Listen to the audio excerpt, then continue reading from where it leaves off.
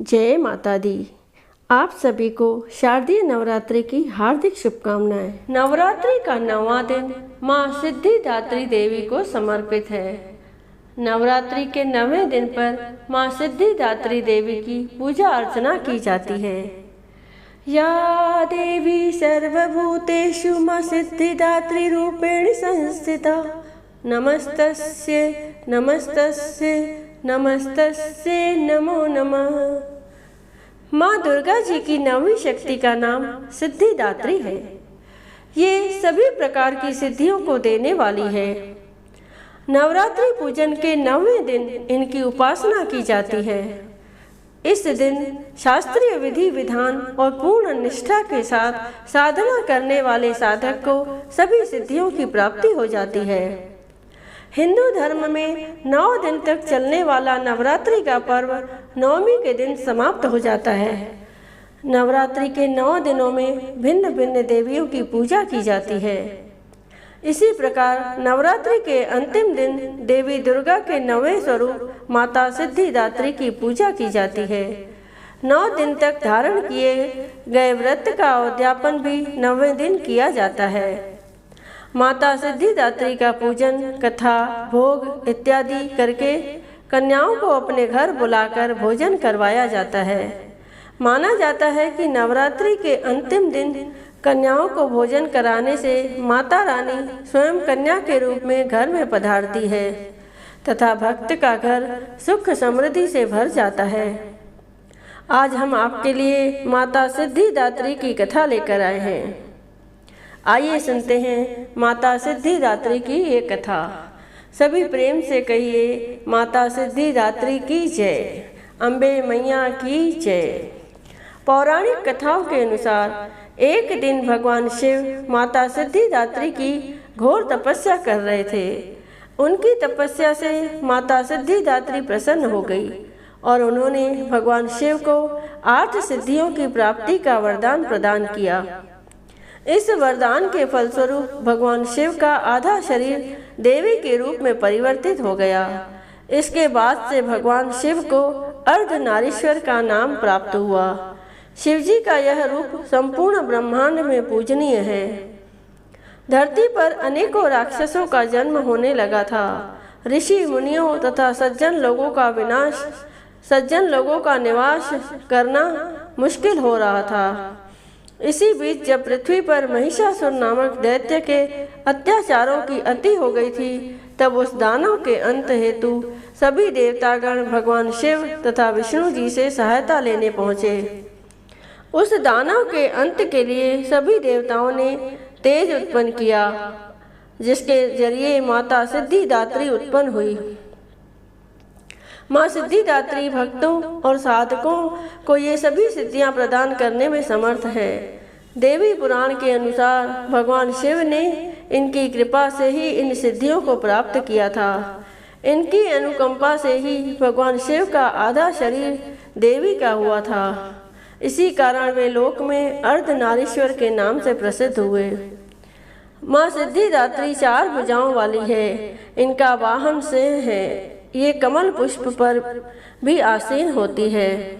इनकी दाहिनी तरफ के नीचे वाले हाथ में कमल पुष्प है। प्रत्येक मनुष्य का यह कर्तव्य है कि वह माँ सिद्धिदात्री की कृपा प्राप्त करने का निरंतर प्रयत्न करे, उनकी आराधना की ओर अग्रसर हो। इनकी कृपा से अनंत दुख रूप संसार से निर्लिप्त रहकर सारे सुखों का भोग करता हुआ वह मोक्ष को प्राप्त कर सकता है। 9 दुर्गाओं में माँ सिद्धिदात्री अंतिम है। अन्य 8 दुर्गाओं की पूजा उपासना शास्त्रीय विधि विधान के अनुसार करते हुए भक्त दुर्गा पूजा के 9वें दिन इनकी उपासना में प्रवृत्त होते हैं। इन सिद्धिदात्री माँ की उपासना पूर्ण कर लेने के बाद भक्तों और साधकों की लौकिक पारलौकिक सभी प्रकार की कामनाओं की पूर्ति हो जाती है। सिद्धिदात्री माँ के कृपा पात्र भक्त के भीतर कोई ऐसी कामना शेष बचती ही नहीं है जिसे वह पूर्ण करना चाहे। वह सभी सांसारिक इच्छाओं, आवश्यकताओं और स्पृहाओं से ऊपर उठकर मानसिक रूप से माँ भगवती के दिव्य लोकों में विचरण करता हुआ उनके कृपा रस पीयूष का निरंतर पान करता हुआ विषय भोग शून्य हो जाता है। माँ भगवती का परम सानिध्य ही उसका सर्वस्व हो जाता है। इस परम पद को पाने के बाद उसे अन्य किसी भी वस्तु की आवश्यकता नहीं रह जाती। माँ के चरणों का यह सानिध्य प्राप्त करने के लिए हमें निरंतर नियम निष्ठ रहकर उनकी उपासना करनी चाहिए। माँ भगवती का स्मरण, ध्यान, पूजन हमें इस संसार की असारता का बोध कराते हुए वास्तविक परम शांतिदायक अमृत पद की ओर ले जाने वाला है। इनकी आराधना से जातक को अणिमा, लदिमा, प्राप्ति, प्राकाम्य, महिमा, ईशित्व, सर्व कामा वसीता, दूर श्रवण, पर कामा प्रवेश, वाक सिद्ध, अमृत भावना सिद्धि आदि समस्त सिद्धियों नव निधियों की प्राप्ति होती है। आज के युग में इतना कठिन तप तो कोई नहीं कर सकता, लेकिन अपनी शक्ति अनुसार जप तप पूजा अर्चना कर कुछ तो माँ की कृपा का पात्र बनता ही है। प्रत्येक सर्वसाधारण के लिए आराधना सरल है।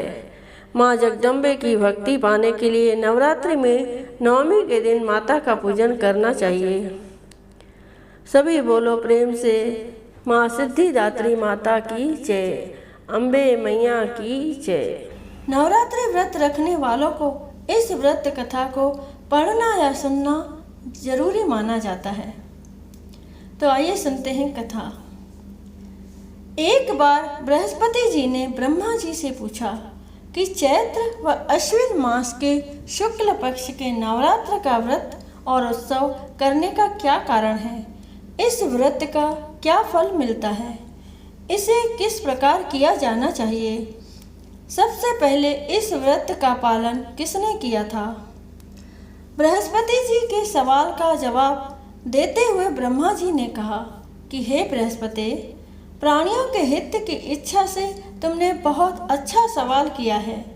जो मनुष्य मनोरथ पूर्ण करने वाली दुर्गा, महादेव, सूर्य और नारायण का ध्यान करते हैं वो धन्य हो जाते हैं।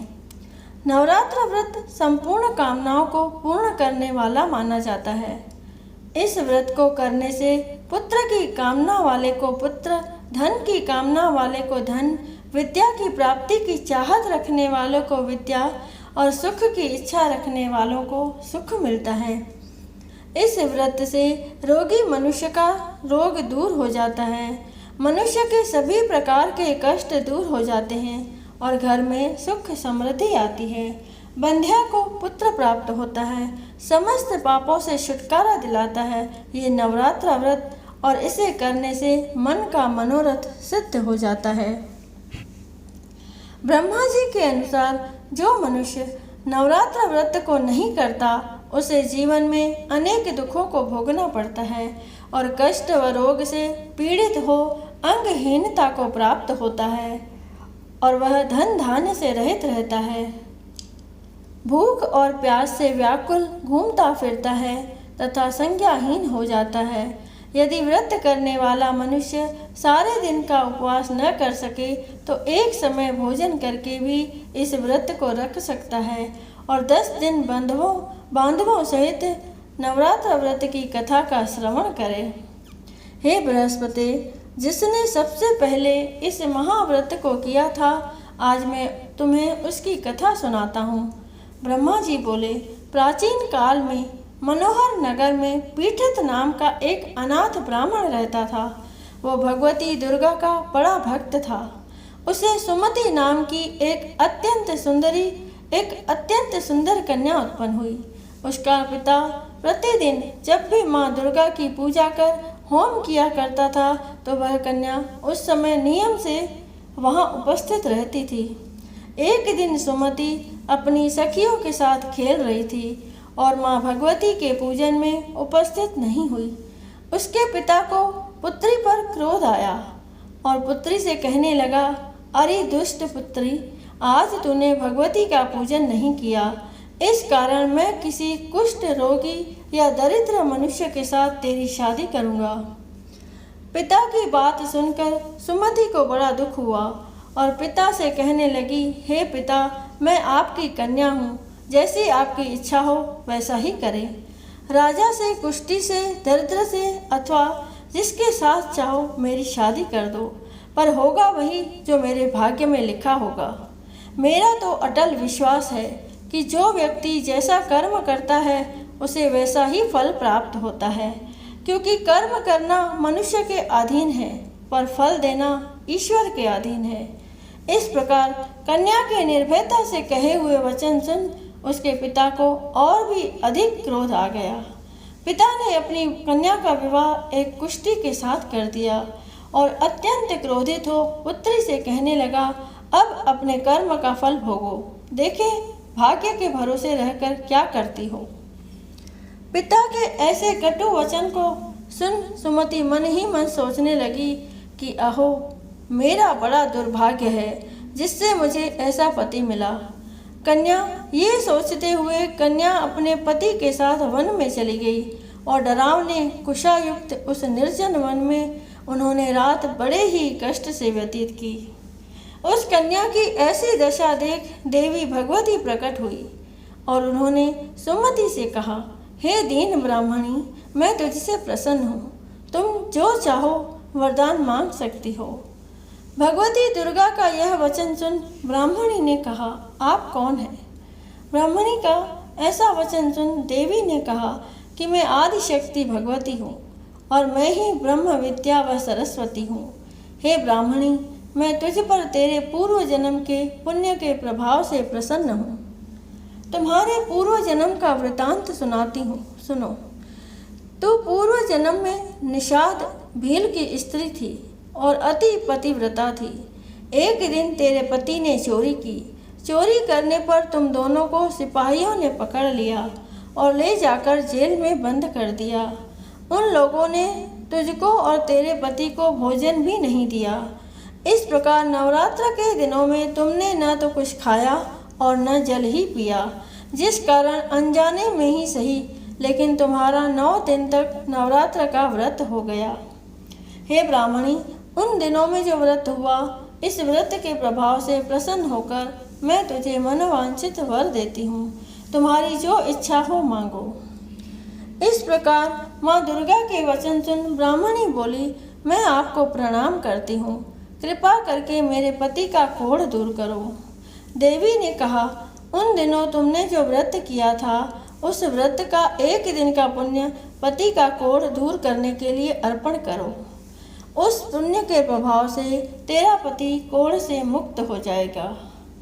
इस प्रकार देवी के वचन सुन वह ब्राह्मणी बहुत प्रसन्न हुई और उसके पति का शरीर भगवती दुर्गा की कृपा से कुष्ठ रोग से रहित तो अति कांतिवान हो गया।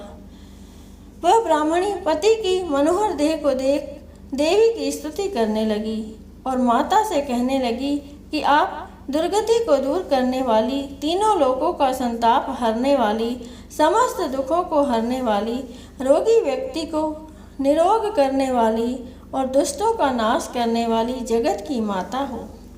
हे अम्बे, मुझ निरपराध अबला को मेरे पिता ने कुष्ठी मनुष्य के साथ विवाह कर घर से निकाल दिया था। पिता से तिरस्कृत निर्जन वन में विचर रही हूँ। आपने मेरा इस विपदा से उद्धार किया है। हे देवी, आपको प्रणाम करती हूँ, मेरी रक्षा करो। उस ब्राह्मणी की बात सुनकर देवी बहुत प्रसन्न हुई और ब्राह्मणी से कहा कि हे ब्राह्मणी, तेरे उदालय नामक अति बुद्धिमान, धनवान, कीर्तिवान और जितेंद्रिय पुत्र शीघ्र उत्पन्न होगा। ऐसा वर प्रदान कर देवी ने ब्राह्मणी से फिर कहा कि हे ब्राह्मणी, और जो कुछ तेरी इच्छा हो वह मांग लो।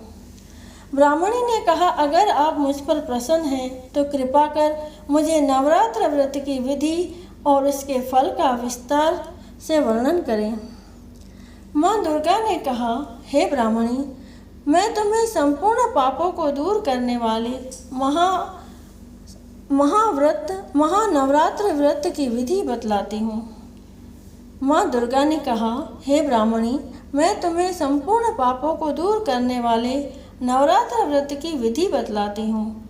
जिसको सुनने से मोक्ष की प्राप्ति होती है। नवरात्र में 9 दिनों तक विधि पूर्वक व्रत करें। यदि दिन भर का व्रत न कर सके तो एक समय भोजन करें। विद्वान ब्राह्मणों से पूछकर घट स्थापना करें और वाटिका बनाकर उसको प्रतिदिन जल से सींचें। महाकाली, महालक्ष्मी और महासरस्वती देवी की मूर्तियां स्थापित कर उनकी विधि विधान से पूजा करें और पुष्पों से विधि पूर्वक अर्घ्य दें। बिजौरा के फल से अर्घ्य देने से रूप की प्राप्ति होती है। जायफल से अर्घ्य देने से कीर्ति, दाख से अर्घ्य देने से कार्य की सिद्धि होती है। आंवले से अर्घ्य देने से सुख की प्राप्ति और केले से अर्घ्य देने से आभूषणों की प्राप्ति होती है। इस प्रकार पुष्पों व फलों से अर्घ्य देकर व्रत समाप्त होने पर 9वें दिन विधि विधान हवन करें। खांड, नारियल, घी, गेहूँ, शहद, जौ, तिल, बिल्व, दाख और कंदब आदि से हवन करें।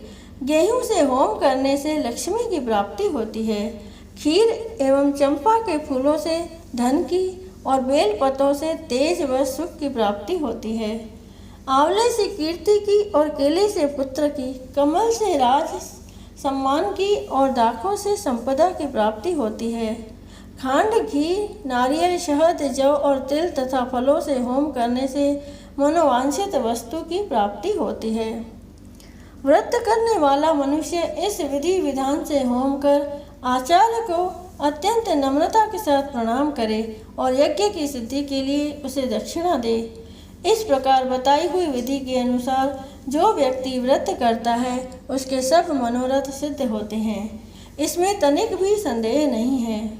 इन 9 दिनों में जो कुछ दान आदि दिया जाता है उसका करोड़ों गुना फल मिलता है। इस नवरात्र व्रत करने से अश्वमेघ यज्ञ का फल मिलता है। हे ब्राह्मणी, इस संपूर्ण कामनाओं को पूर्ण करने वाले उत्तम व्रत को तीर्थ, मंदिर अथवा घर में विधि के अनुसार करें।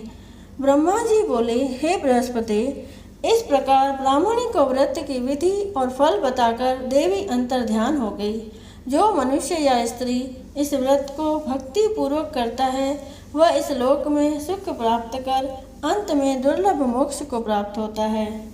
हे बृहस्पति, यह इस दुर्लभ व्रत का महात्म्य है जो मैंने तुम्हें बतलाया है।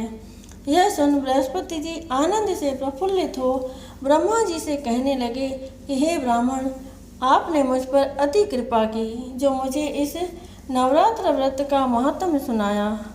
ब्रह्मा जी बोले कि हे बृहस्पति, यह देवी भगवती आदि संपूर्ण लोकों का पालन करने वाली है। इस महादेवी के प्रभाव को कौन जान सकता है। बोलो देवी भगवती की जय, बोलो अम्बे मैया की जय, बोलो जोता वाली माता की जय। जय माता दी। दुर्गा चालीसा। नमो नमो दुर्गे सुख करनी, नमो नमो अम्बे दुख हरनी। निरंकार है ज्योति तुम्हारी, तिहलोक फैली उजियारी। शशि ललाट मुख महाविशाला, नेत्र लाल भ्रुकुटी विकराला। रूप मात को अधिक सुहावे, दर्श करत जन अति सुख पावे। तुम संसार शक्ति लेकीना, पालन हेतु अन्न धन दीना। अन्नपूर्णा हुई जगपाला, तुम ही आदि सुंदरी बाला। प्रलय काल सब नाशनहारी, तुम गौरी शिव शंकर प्यारी। शिव योगी तुमरे गुण गावे, ब्रह्मा विष्णु तुम्हें नित्य ध्यावे। रूप सरस्वती को तुम धारा, दे सुबुद्धि ऋषि मुनिन उबारा। धर्यो रूप नरसिंह को अम्बा, प्रगट भई फाड़ कर खम्बा। रक्षा कर प्रहलाद बचायो, हिरण्यक्ष को स्वर्ग पठायो। लक्ष्मी रूप धरो जग माई, श्री नारायण अंग समाई। क्षीर सिंधु में करत विलासा, दया सिंधु दीजे मन आसा। हिंगलाज में तुम्ही भवानी, महिमामित न जात बखानी। मातंगी अर्धू मावत माता, भुवनेश्वरी बगला सुखदाता। श्री भैरव तारा जगतारिणी, शिन भाल भव दुख निवारिणी।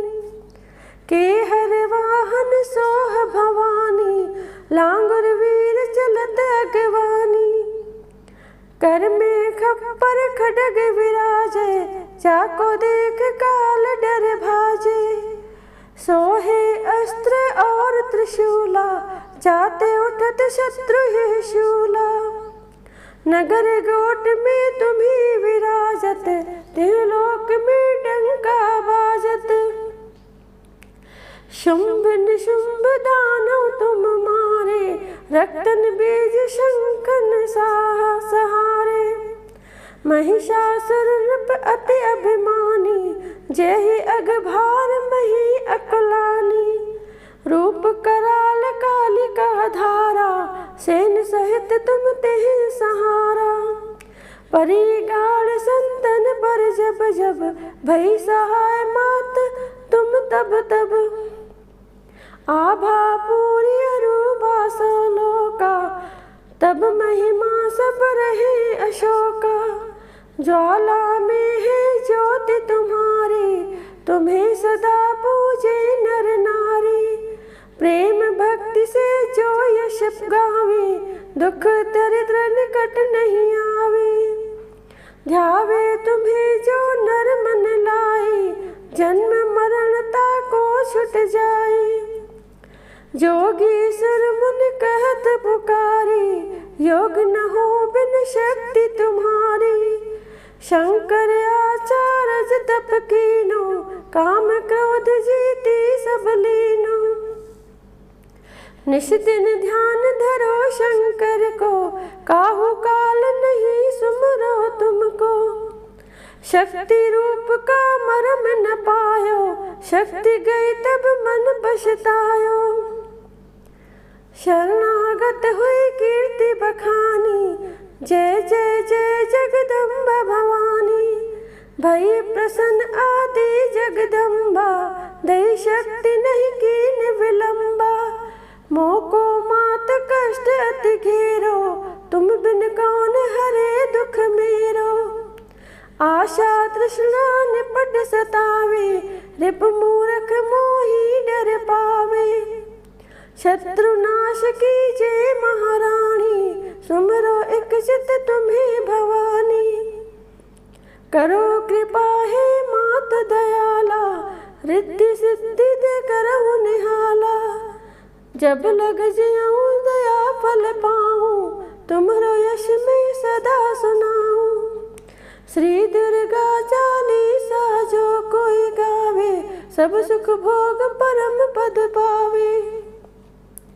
देवी दास शरण निज जानी, करम कृपा जगदम्बा भवानी।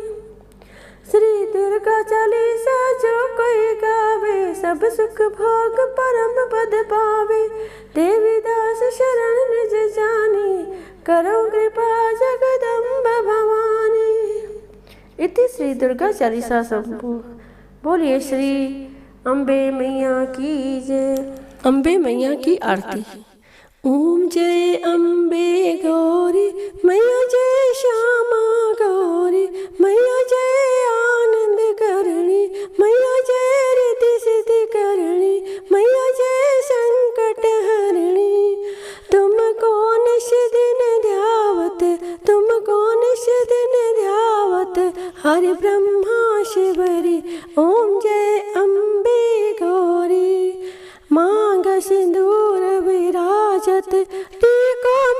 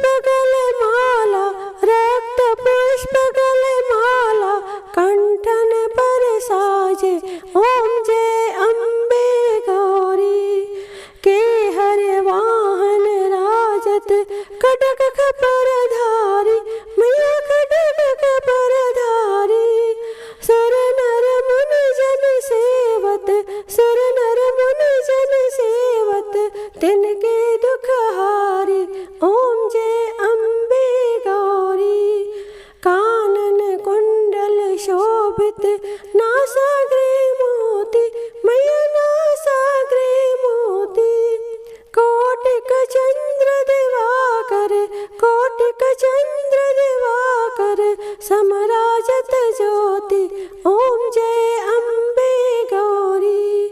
शुंभ निशुंभ विदारे महिषासुर घाती मैया महिषासुर घाती। धूम्र विलोचन नैना धूम्र विलोचन नैना निश दिन मदमाती ओम जय अम्बे गौरी। चंड मुंड सहारे शोणित बीज हरे मैया शोणित बीज हरे। मधु कैटभ दो मारे मधु कैटभ दो मारे सुर भयहीन करे ओम जय अम्बे गौरी। ब्रह्माणी रुद्राणी तुम कमला रानी मैया तुम कमला रानी। आगम निगम बखानी आगम निगम बखानी तुम शिव पटरानी ओम जय अम्बे गौरी। 64 योगिनी गावत नृत्य करत भैरो मैया नृत्य करत भैरो। बाजत ताल मृदंगा बाजत ताल मृदंगा और बाजत डमरू ओम जय अम्बे गौरी। तुम ही जग की माता तुम ही हो भरता मैया तुम ही हो भरता। भक्तन की दुख हरता भक्तन की दुख हरता सुख संपत्ति करता ओम जय अम्बे गौरी। भुजा अष्ट अति शोभित वर मुद्राधारी मैया अष्ट भुजाधारी। मनवांछित फल पावत मनवांछित फल पावत सेवत नर नारी ओम जय अम्बे गौरी। कंचन थाल विराजत अगर कपूर बाती मैया अगर कपूर बाती। श्रीमाल केत विराजत नगर कोट में विराजत डोंगर गढ़ में विराजत कोटि रतन ज्योति ओम जय अम्बे गौरी। ओम जय अम्बे गौरी मैया जय श्यामा गौरी। तुमको निश दिन सेवत तुमको निश दिन ध्यावत हरिश हरि ब्रह्मा शिवरी ओम जय अम्बे गौरी। बोलिए अम्बे मैया की जय। बोलो जोता वाली माता की जय। बोलो शेरा वाली माता की